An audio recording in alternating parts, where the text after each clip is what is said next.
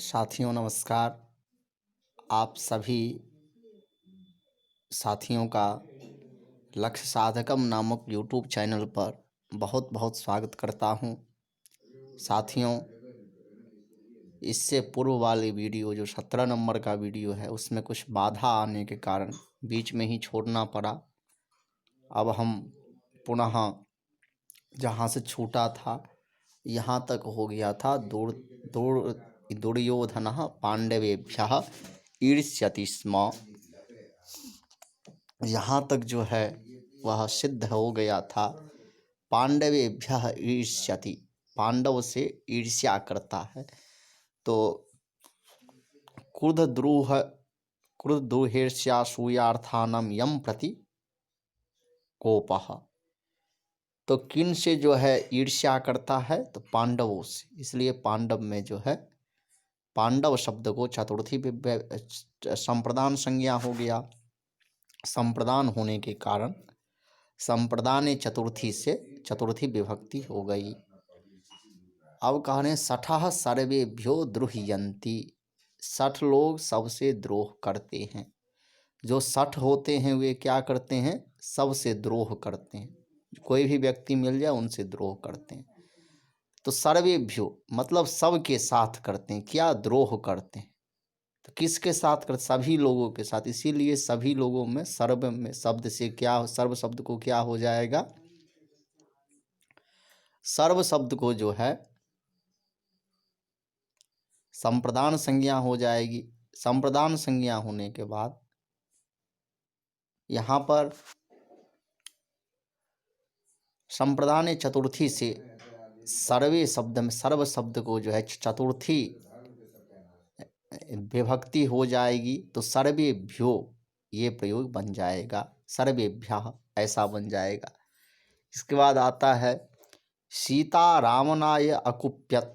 सीता जो है रावण पर कोप करता है। सीता जी ने रावण के ऊपर कोप किया। तो जिसके ऊपर कोप किया उसमें जो है कौन सा विभक्ति हो जाएगा? चतुर्थी विभक्ति हो जाएगा। उसका संप्रदान संज्ञा होगा। फिर संप्रदान चतुर्थी से चतुर्थी विभक्ति हो जाएगी। ऐसा इनका कहना है। अब सूत्र आ गया 6 नंबर का। इसमें कहा जा रहा है क्रोध द्रोहो रूप सृष्टयो कर्म। क्रोध द्रोहो रूप सृष्टयो कर्म। अब कह रहे हैं भैया इस सूत्र के अनुसार जब क्रोध तथा द्रोह सोपसर्ग उपसर्ग सहित होती है तब जिसके प्रति क्रोध या द्रोह किया जाता है वह कर्म संज्ञा वाला होता है, संप्रदान नहीं। जैसे क्रूरम अभिक्रुध्यति संद्रुह्यति पिता पुत्रम संक्रुध्यति। अब मित्रों यहाँ पर इनके द्वारा महानुभाव के द्वारा कहा जा रहा है इस सूत्र के अनुसार जब क्रोध या द्रोह उपसर्ग पूर्वक हो, उपसर्ग सहित हो, तो जिसके प्रति क्रोध किया जाए या जिससे द्रोह किया जाए वह क्या होता है? कर्म संज्ञा वाले होता है। वहाँ पे संप्रदान नहीं होगा। यहाँ पर संप्रदान को बाध रहा है। कह रहा है यदि क्रोध और द्रोह धातु जो है उपसर्ग पूर्वक रहेगा तो जिसके प्रति क्रोध या द्रोह किया जाएगा उसमें क्या हो जाएगा? उसका कर्म संज्ञा हो जाएगा। किस सूत्र से? तो क्रोध द्रोहो रूप सृष्टयो कर्म से हो जाएगा। यह क्रोध द्रोहो रूप सृष्टयो कर्म जो है यह अष्टाध्यायी के प्रथम अध्याय के चौथे पाद के 38वां सूत्र है। इसके द्वारा क्या हो गया? क्रूरम अभिक्रुध्यति। यहाँ पर यदि अभी उपसर्ग नहीं रहता, केवल रहता क्रूर, क्रूर अभिक्रुध्यति, तो क्रूर में जो है चतुर्थी विभक्ति हो करके क्रूराय अभिक्रुध्यति ऐसा प्रयोग बनता। क्रूराय संद्रुह्यति ऐसा प्रयोग बन जाता। लेकिन यहाँ पर अभी उपसर्ग के साथ सम उपसर्ग के साथ रहने के कारण क्रूर में जो है द्वितीया विभक्ति हो गई और उसका कर्म संज्ञा हो गया क्रूर शब्द को, और द्वितीया विभक्ति हो गई तो क्रूरम अभिक्रुध्यति संद्रुह्यति ऐसा प्रयोग बना। अब फिर जो है पिता पुत्रम संक्रुध्यति। अब जो है प्रयोग आ गया पिता पुत्रम संक्रुध्यति, पिता पुत्र के ऊपर क्रोध करता है। तो यहाँ पर क्या है, तो सम उपसर्ग के साथ क्रुध धातु के रहने के कारण यहाँ भी क्या हो गया, पुत्राय होना चाहिए था, लेकिन उपसर्ग होने के कारण, उपसर्ग के साथ क्रुध धातु के होने के कारण इसमें जो है इसकी कर्म संज्ञा हो गई। कर्म संज्ञा होने के बाद कर्मणि द्वितीया से द्वितीया विभक्ति होकर के पुत्रम ऐसा प्रयोग बन गया। अब जो है दूसरा प्रयोग आ गया जौ, जौ आ गया। इसमें कहा गया प्रत्यांभ्याम श्रुवः पूर्वस्य कर्ता।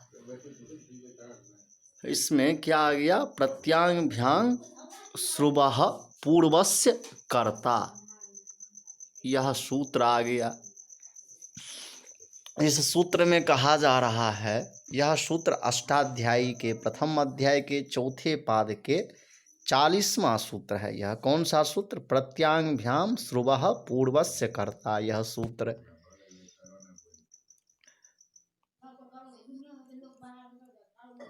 अब इसमें कह रहे हैं भैया प्रति और आ पूर्वक श्रु धातु के योग में प्रतिज्ञा को प्रवर्तित करने वाले याचन इत्यादि व्यापार कर्ता की संप्रदान संज्ञा होती है।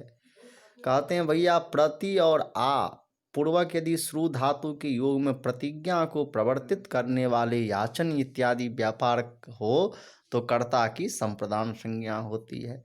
कृष्णो विप्राय गाम प्रतिशृणोति आशृणोति, इसमें यह अर्थ लक्षित होता है कि ब्राह्मण ने पहले मुझे गाय दो यह कहा, तब कृष्ण ने प्रतिज्ञा की होगी। इस प्रकार प्रतिज्ञा को प्रवर्तित करने वाले याचन व्यापार का कर्ता होने के कारण ब्राह्मण को जो है विप्र को यहाँ पर संप्रदान संज्ञा होकर के संप्रदाने चतुर्थी से चतुर्थी विभक्ति की गई। अब अगला सूत्र है परिक्रयणे संप्रदान मन्यतरस्याम, परिक्रयणे संप्रदान मन्यतरस्याम। इस सूत्र में कहा जा रहा है, यह सूत्र जो है वह अष्टाध्यायी के चौथे पाद के 44वां सूत्र है।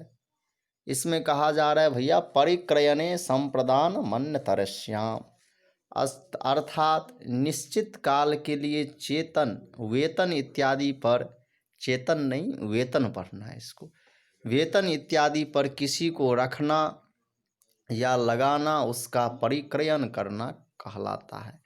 अब यहाँ पर परिक्रयण किसको कहते हैं, तो परिक्रयण का जो है परिभाषा बताते हुए कह रहे हैं निश्चित काल के लिए वेतन इत्यादि पर किसी को रखना या लगाना उसका परिक्रयण कहते हैं। उस परिक्रयण में जो करण होता है वह विकल्प से संप्रदान होता है, उसका क्या होता है, करण को संप्रदान हो जाता है। तो यहाँ पर करण क्या हो जाएगा, रुपया हो जाएगा। सतेन सताय वा परिकृतः, 100 रुपये के द्वारा या 100 रुपये के लिए परिकृतः, उसका परिक्रयण किया गया।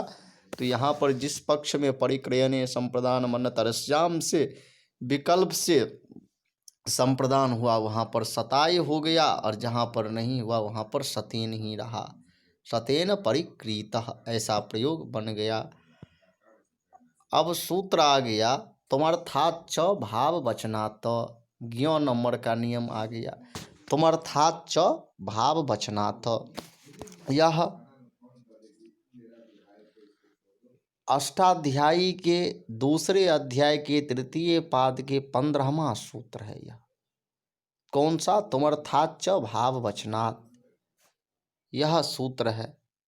तो इस सूत्र के द्वारा कहा जा रहा है किसी धातु में तुमुन प्रत्यय जोड़ने से जो अर्थ निकलता है, किसी धातु में तुमुन प्रत्यय जोड़ने से जो अर्थ निकलता है, जैसे अतुम खाने के लिए, पातुम पीने के लिए आदि, उसको प्रकट करने के लिए उसी धातु से बनी हुई भाववाचक संज्ञा का प्रयोग करने पर उसमें चतुर्थी होती है। जैसे यागाय याति, यष्टुम याति, यज्ञ करने के लिए जाता है। इसमें याग यज धातु से बना हुआ भाववाचक शब्द है। यज धातु में तुमुन जोड़ने से यष्टुम बनता है, जिसका अर्थ यज्ञ करने के लिए होता है। इसी अर्थ यज्ञ करने के लिए को प्रकट करने के लिए भाववाचक याग शब्द में चतुर्थी कर दी गई। इसी प्रकार शयनाय गच्छति, शयितुम गच्छति, सोना चाहता है। उत्थानाय यतते या उत्थातुम यतते, उठने के लिए कोशिश करता है। मरणाय गंगा तटम गच्छति, मरने के लिए गंगा के तट पर जाता है। अब जो है यहाँ पर कह रहे हैं मरतुम, तुमुन प्रत्यय करके मरतुम गंगा तटम गच्छति। अब जो है दानाय धनम अर्जयति, दान के लिए धन का अर्जन करते हैं। दातुम धनम अर्जयति, देने के लिए धन अर्जन करता है। यह अर्थात चतुर्थी जो है तो वह तुमुन प्रत्यांत का शब्द करता है। अब देखिए फिर से इसका अर्थ देखते हैं तो कहते तुमर्थाच भाव वचनात्, तुमर्थाच भाव वचनात्, किसी धातु में तुमुन प्रत्यय जोड़ने से जो अर्थ निकलता है, जैसे अतुम खाने के लिए, पातुम पीने के लिए आदि, उसको प्रकट करने के लिए उसी धातु से बनी हुई भाववाचक संज्ञा का प्रयोग करने पर उसमें चतुर्थी प्रयोग होता है। इस प्रकार यहाँ पे यागाय याति, यष्टुम याति, ऐसे ऐसे प्रयोग जो कि आपको पहले ही समझाया जा चुका है। अब हम चलते हैं अस्पृहे रीप्सितः। अस्पृहे रीप्सितः जो सूत्र है उसका अर्थ जानते हैं।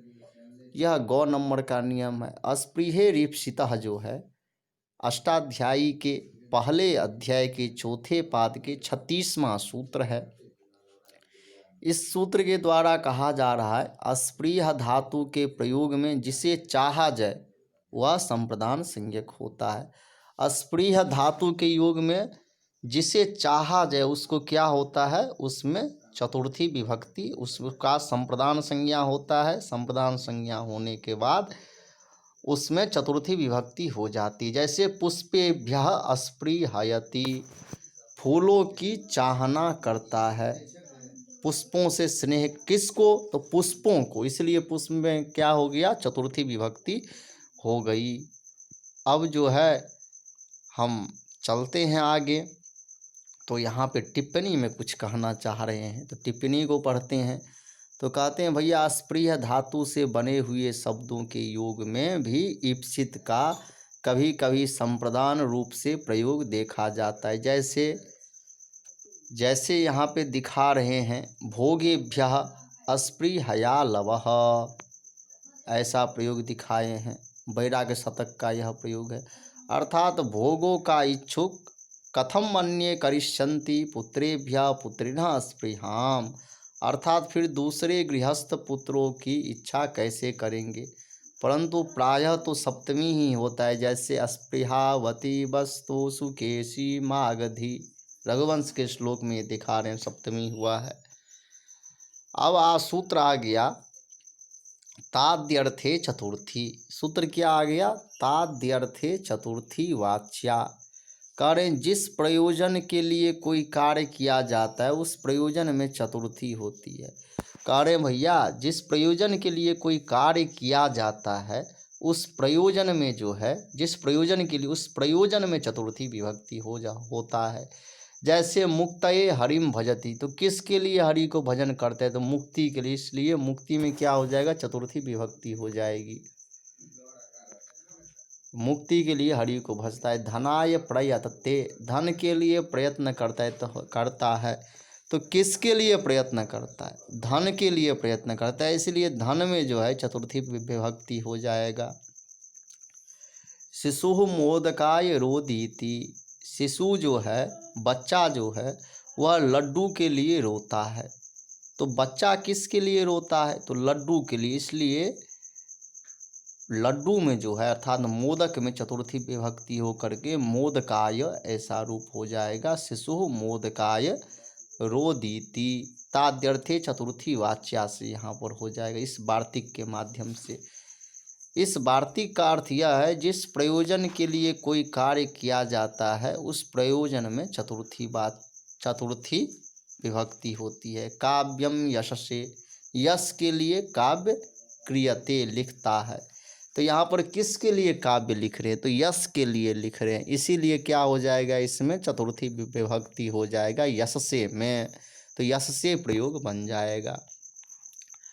अब जब हम दूसरे नियम पे जाते हैं तो इसमें कह रहे हैं अथवा जिस वस्तु के बनाने के लिए किसी दूसरी वस्तु का अस्तित्व रहता है उसमें चतुर्थी होती है। जिस वस्तु के बनाने के लिए किसी दूसरी वस्तु का अस्तित्व रहता है तो उसमें चतुर्थी होती है। जैसे सकटाय दारू, गाड़ी बनाने के लिए लकड़ी, तो दूसरे वस्तु के इसका सकट का जो है अस्तित्व, तो उसमें क्या हो गया, चतुर्थी विभक्ति हो गया। तो अस्तित्व में जो है दूसरे वस्तु का जो अस्तित्व रहता है उसमें चतुर्थी होता है, इसलिए सकटाय में जो है चतुर्थी हो गया। आभूषणाय सुवर्णम, जेवर बनाने के लिए सोना, तो आभूषण जब रहेगा तभी तो सुवर्ण बनेगा, इसलिए इसमें आभूषण में जो है चतुर्थी विभक्ति हो गई। इसी प्रकार यदि कोई कार्य किसी अन्य परिणाम की प्राप्ति के लिए किया जाए तो उस परिणाम में चतुर्थी होती है। यदि कोई कार्य है किसी अन्य परिणाम की प्राप्ति के लिए किया जाता है तो उसमें क्या होता है, परिणाम में चतुर्थी विभक्ति होती। जैसे भक्ति ज्ञानाय कल्पते, भक्ति जो है वह ज्ञान के लिए कल्पना किया जाता है, तो यहाँ पर जो परिणाम है ज्ञान, उसमें क्या हो गया, चतुर्थी विभक्ति हो गया। अब कहते हैं भैया 6 नंबर का जो है नियम, वह 6 नंबर के नियम आपके समक्ष प्रस्तुत करते हैं। उत्पातेन ज्ञापिते च, क्या आ गया नियम, उत्पातेन ज्ञापिते च, अर्थात वार्तिक के द्वारा कहा जा रहा है भौतिक उत्पातों से सूचित वस्तु में चतुर्थी विभक्ति होती है। भौतिक उत्पातों से जो सूचित वस्तु होगा उसमें कौन सी विभक्ति हो जाएगी, चतुर्थी विभक्ति हो जाएगा। जैसे बाताय कपिला विद्युत, इसका तात्पर्य है जो रक्ताभ विद्युत आंधी की सूचना देता है। रक्ताभ विद्युत जो होता है वह आंधी का सूचना देता है। अब आ गया गकार, गकार नामक जो नियम है वह कहते हैं हित योगे च, यह वार्तिक आ गया। इस वार्तिक के द्वारा कहा जा रहा है हित और सुख के योग में भी चतुर्थी विभक्ति होती है। जैसे ब्राह्मणाय हितम सुखम वा, हित योगे च, हित और सुख के योग में जो है कौन सी विभक्ति होती है, तो चतुर्थी विभक्ति होती है। जैसे ब्राह्मणाय हितम सुखम वा, ब्राह्मण का हित या सुख ऐसा होता है हित योगे च वार्तिक के द्वारा। जब हम आगे बढ़ते हैं तो यहाँ पर आ गया ढकार नंबर का नियम। ये कह रहे हैं क्रियार्थोपपदस्य च कर्मणि स्थानिनः, क्या कहते हैं, क्रियार्थोपपदस्य च कर्मणि स्थानिनः, यह आ गया।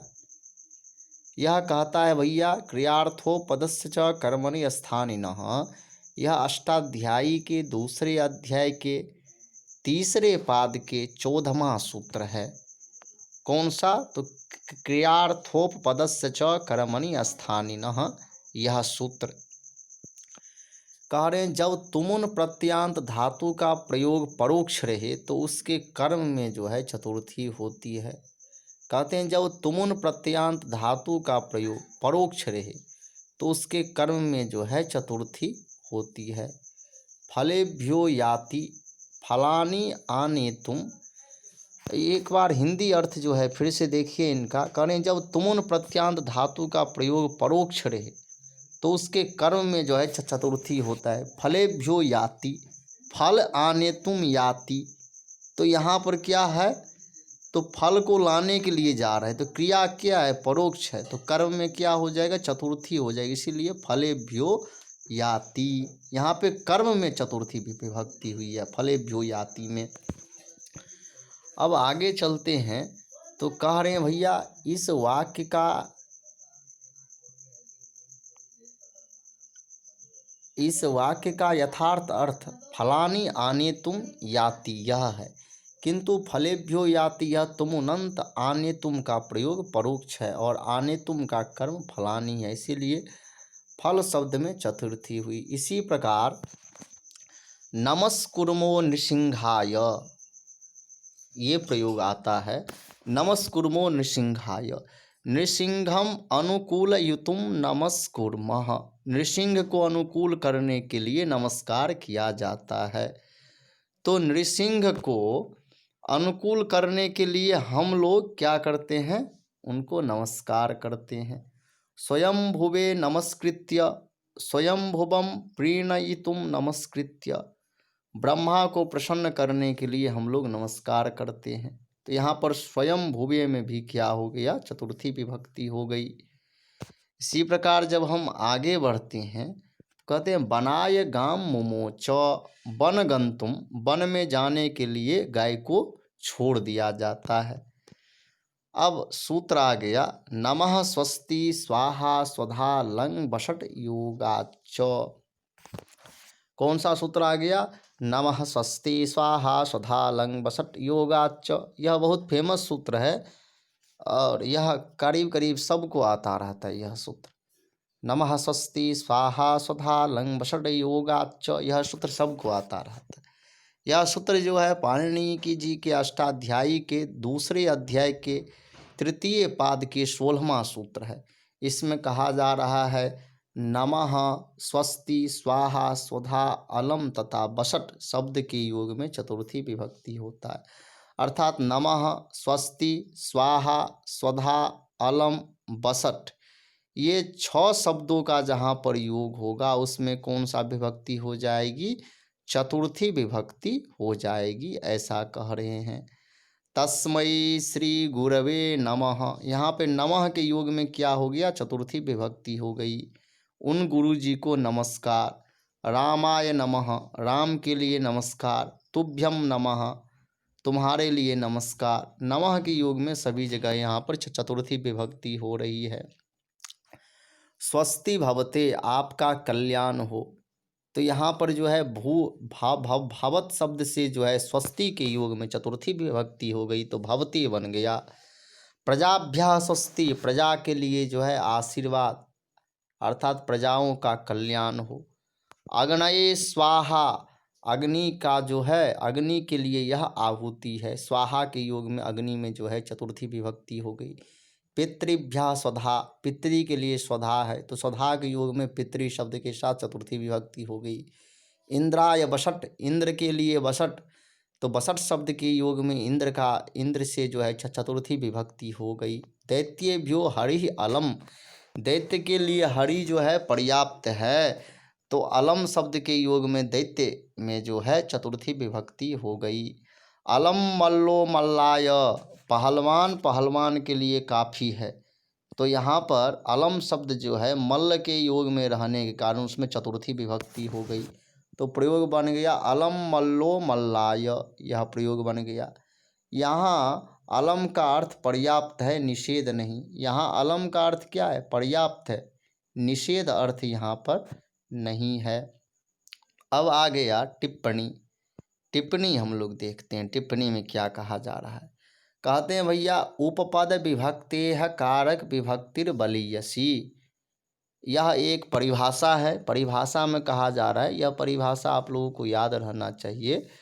उपपद विभक्तेः कारक विभक्तिर बलीयसी, इस परिभाषा के द्वारा कहा जा रहा है अर्थात पद के संबंध से होने वाली विभक्ति से क्रिया के संबंध से होने वाली विभक्ति बलवती होती है।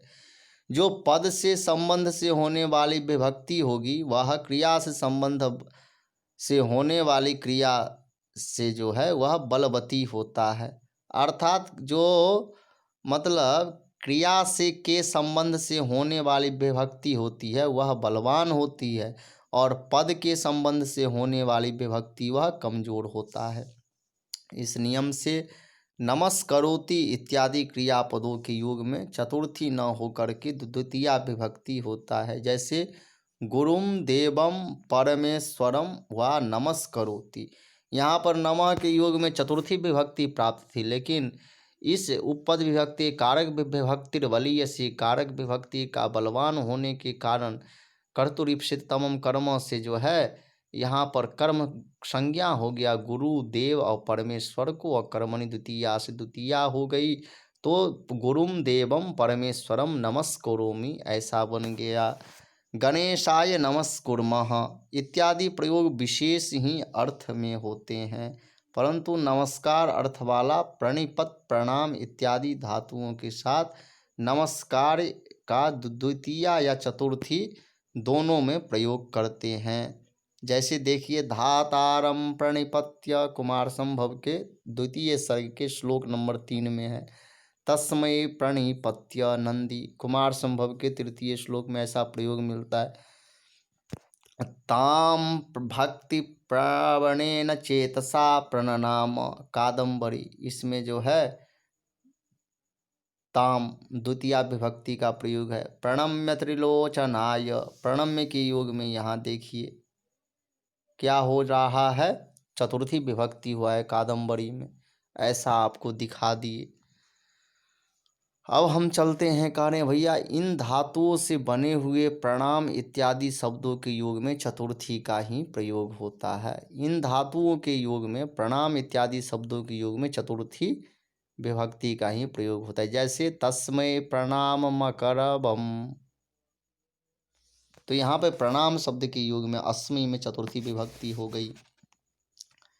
अब आगे चलते हैं, तो आगे जो है कहते हैं भैया अलम से पर्याप्त अर्थ के वाचक प्रभु अर्थात प्रपूर्वक भू धातु से बने क्रियापद भी समर्थ शक्ति इत्यादि पदों का भी ग्रहण होता है।